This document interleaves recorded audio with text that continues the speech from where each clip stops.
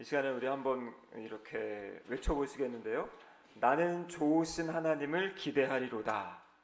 나는 좋으신 하나님을 기대하리로다. 다시 한번 우리 손을 드시고 가겠습니다.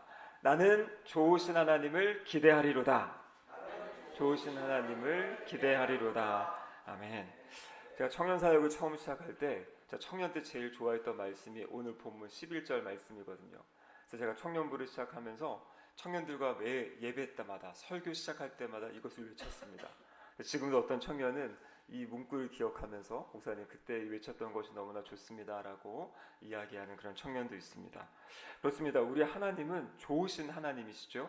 특별히 어제 우리가 살펴본 말씀은 좋으신 아버지 되신 하나님에 대해서 우리가 말씀을 나눴습니다.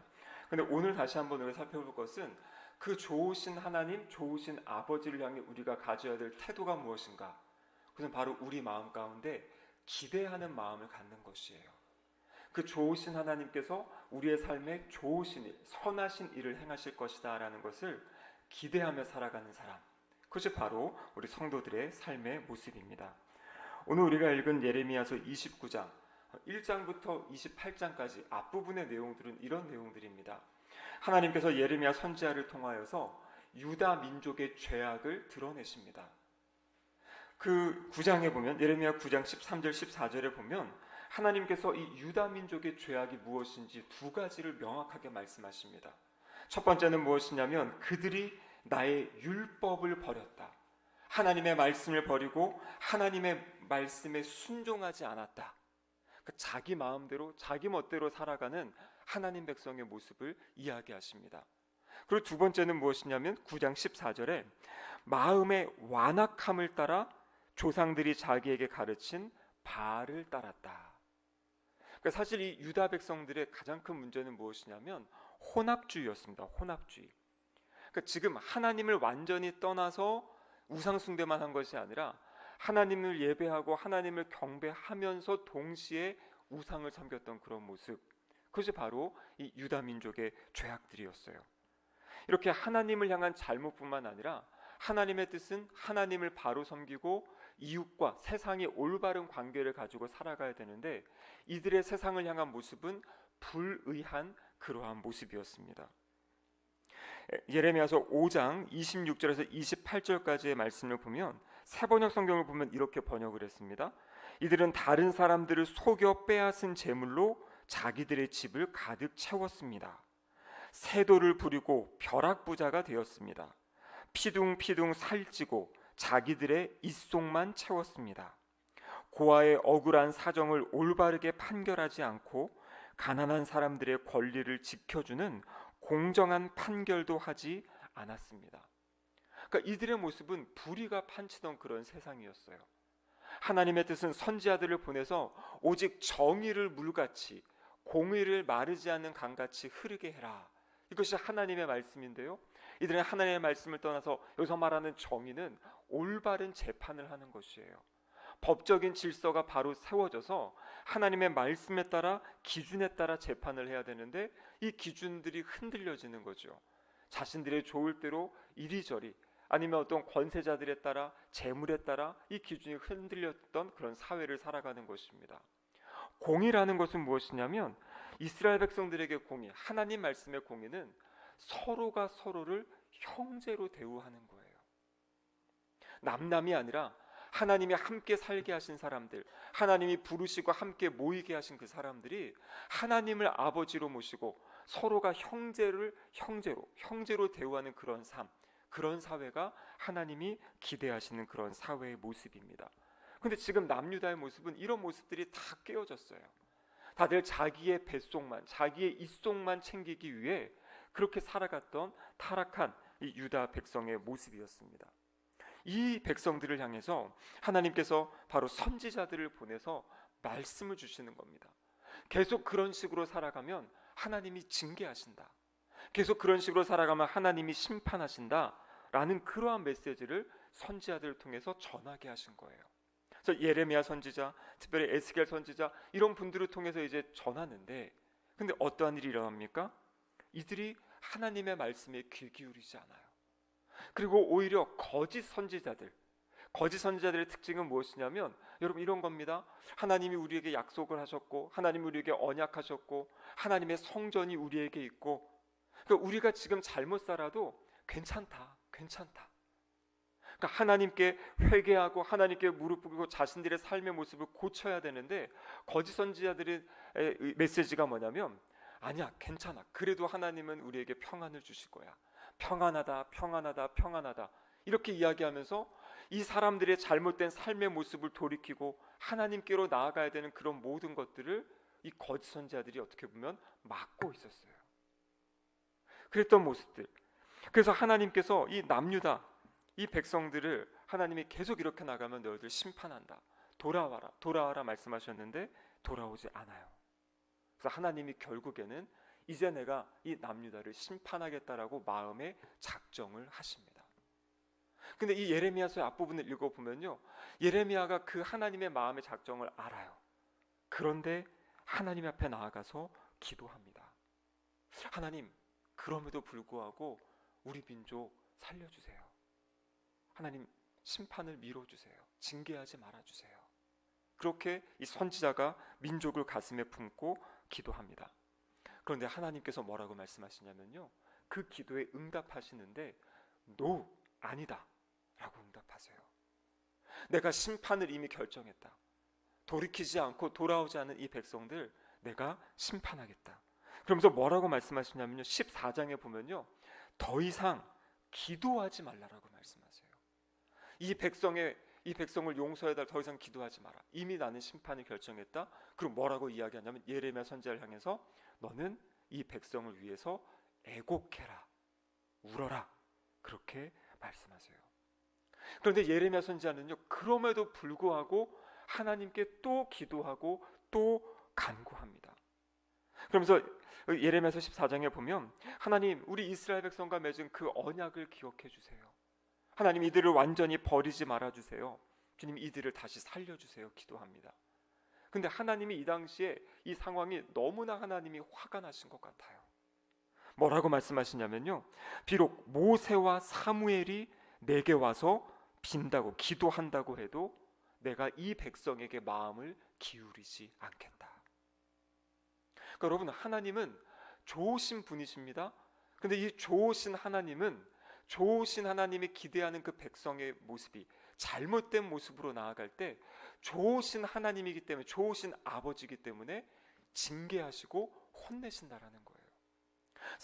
그래서 하나님이 완전히 마음을 작정하시고 이들에게 심판을 이제 선언하시게 돼요. 모세가 와서 기도해도 내가 그 기도 듣지 않겠다. 나는 이들을 징계하겠다, 심판하겠다. 그렇게 하나님이 말씀을 하시는 겁니다. 여러분, 그래서 때로는 우리가 이런 말씀들을 접할 때 또 이렇게 마음을 갖게 돼요. 아, 하나님은 심판자이신가? 하나님은 우리를 감시하시는 감시자이신가? 여러분, 이 말씀을 우리가 잘 생각해야 됩니다. 그래서 어제 제가 말씀드린 하나님이 우리의 아버지시라는, 좋으신 아버지라는 것이 우리 마음 가운데 먼저 있어야 돼요. 그래서 좋으신 아버지가 심판하신다, 이것이 여러분 연결돼야 됩니다. 이것이 빠지고 그냥 심판하시는 하나님, 이것만 우리 마음 가운데 있으면 안 되는 것이에요. 근데 여러분, 좋으신 하나님이 심판하신다, 이것은 무엇이냐면 잘못 나가고 있는 그 자녀를 하나님께서 돌이키시기 위해, 올바른 길로 인도하기 위해 지금 심판하시는 거예요. 그냥 이들에게 법을 주시고 이들이 잘 지키나 안 지키나 보다가 잘 지키면은 복을 주고 안 지키면은 왜 그래 하면서 그냥 심판하시는 그러한 하나님이 아니라 정말 이 자녀들을 사랑하는 그 아버지의 마음, 그 마음을 가지고 하나님이 이들을 대하신다라는 것이에요. 제가 저희 아이가 어릴 때 자꾸 아들의 이야기를 이야기해서 죄송하지만 아버지의 마음이 여러분 그렇지 않습니까? 하루는요, 이 아이가 어떤 잘못을 했어요. 근데 제 마음 가운데 갈등이 있었어요. 아, 오늘 그냥 이것을 넘어갈까? 아니면 이 아이를 오늘 좀 붙잡고 훈계를 할까? 그 마음에 갈등이 있다가 아니다, 오늘은 이 아이의 마음을, 이 상황을 좀 이렇게 가르쳐야겠다 해가지고 이 아이를 데려다가 훈계를 했습니다. 혼을 냈어요. 그렇죠? 그랬더니 이 아이가 아주 그냥 막 울고 그냥 난리가 난 거죠. 그럼 자기의 마음을 굽히지를 않는 겁니다. 그래서 너의 잘못은 이것이고 너가 이렇게 잘못했기 때문에 아빠가 이렇게 너의 혼을 낸다. 근데 이 아이가 언제나 제가 너 귀엽다, 너 사랑한다, 착하다, 막 안아주고 품어주고 막 이랬던 아빠가 갑자기 이제 자기를 혼을 내니까요. 이 아이가 그 혼나는 것 자체도 그렇지만 아빠에 대한 어떠한 그런 이미지가 바뀌었는지 아주 그냥 서운해하면서 우는 겁니다. 그래서 이제 저 관계가 이제 그렇게 된 상황에서 이제 엄마가 데리고 가서 이제 품에 안고 진정시키고 다시 이제 저한테 돌려보내서 그땐 제가 이제 아이를 품에 안고 이제 이야기를 한 거죠.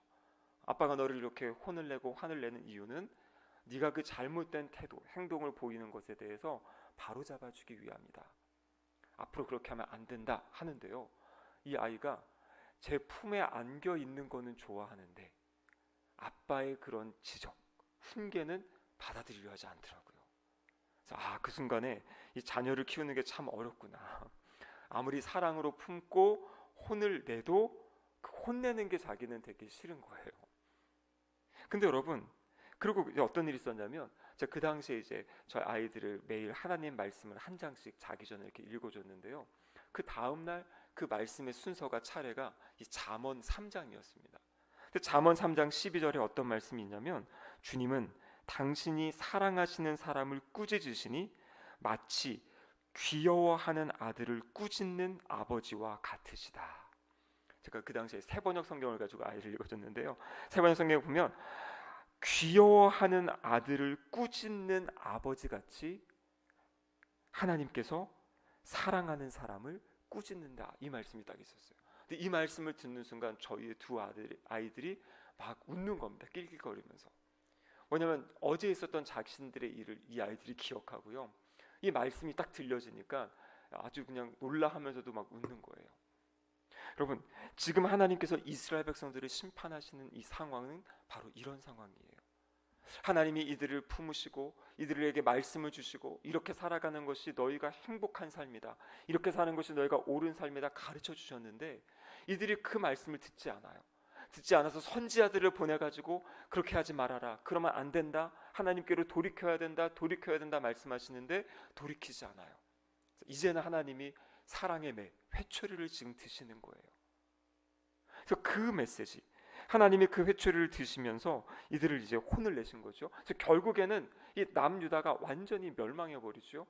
그리고 흩어져 버립니다. 그리고 바벨론의 포로로 잡아가요. 그래서 바벨론의 포로로 잡혀가서 이제 살게 되는 겁니다.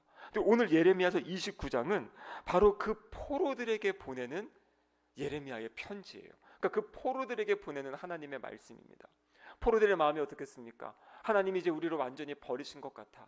우리가 그 범죄하고 잘못해서 예루살렘 성전까지 다 무너지고 지금 우리가 이방 땅에 와가지고 이 종살이하고 노예살이 하고 있어. 이제 우리의 삶은 다 끝난 것이야. 하나님이 이제 우리를 돌보지 않으시나 봐. 이러한 마음을 가지고 있는 이스라엘 백성들을 향해서 오늘 11절의 말씀을 하나님이 선지자를 통해 주신 거예요. 우리 11절 말씀 다시 한번 읽어보겠습니다.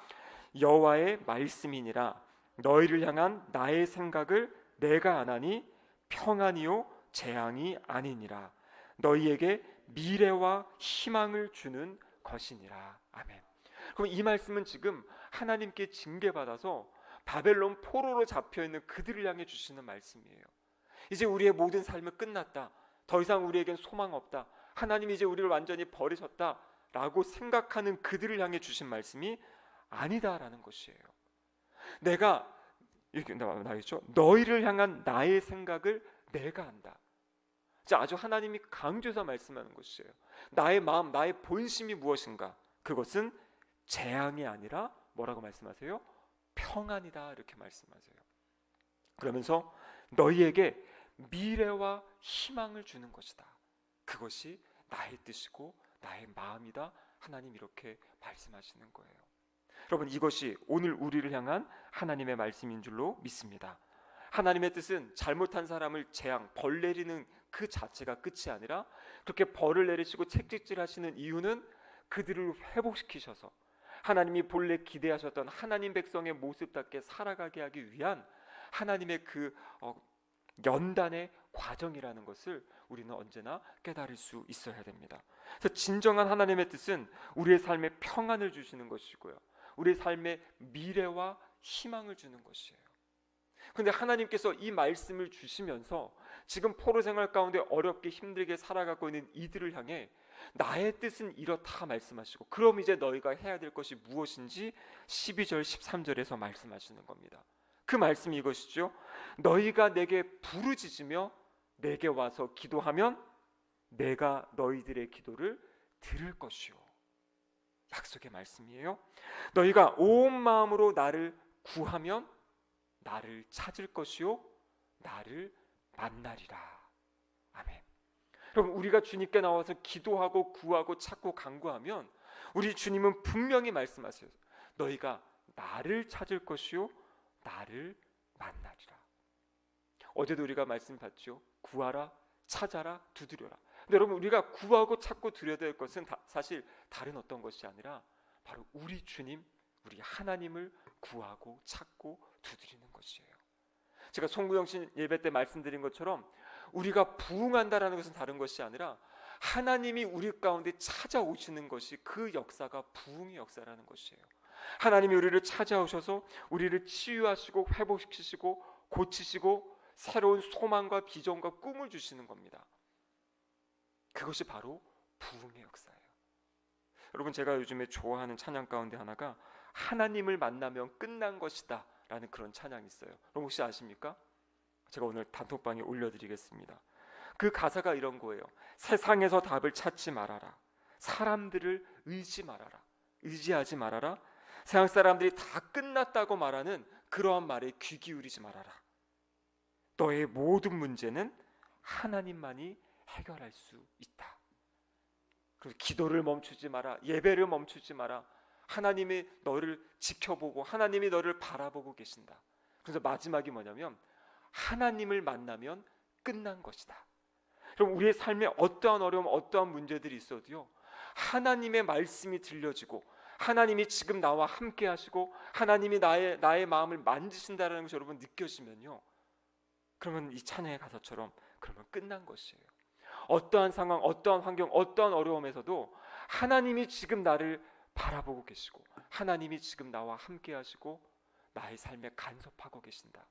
여러분, 이것이 느껴지고 경험되어지고 체험되어지면요, 어떠한 삶의 자리에서도 우리가 승리하며 이기며 나아갈 수 있다라는 것입니다. 여러분, 새해를 시작합니다. 이 말씀, 예레미야서 29장 11절에서 13절 말씀, 여러분 이 말씀을 가슴에 품으시고요, 이 말씀을 선포하시기 바라요. 하나님의 약속의 말씀을 선포하시면서 하나님 만나고 싶습니다. 다른 어떤 구하는 것보다 내가 하나님 만나기를 다시 구합니다. 하나님 정말 저의 삶에 찾아오셔서 저의 삶에 역사하시는 그 하나님 경험하게 해주세요. 여러분, 이렇게 부르짖으며 기도하는 우리 2025년 되시기를 주님의 이름으로 축복합니다. 아멘.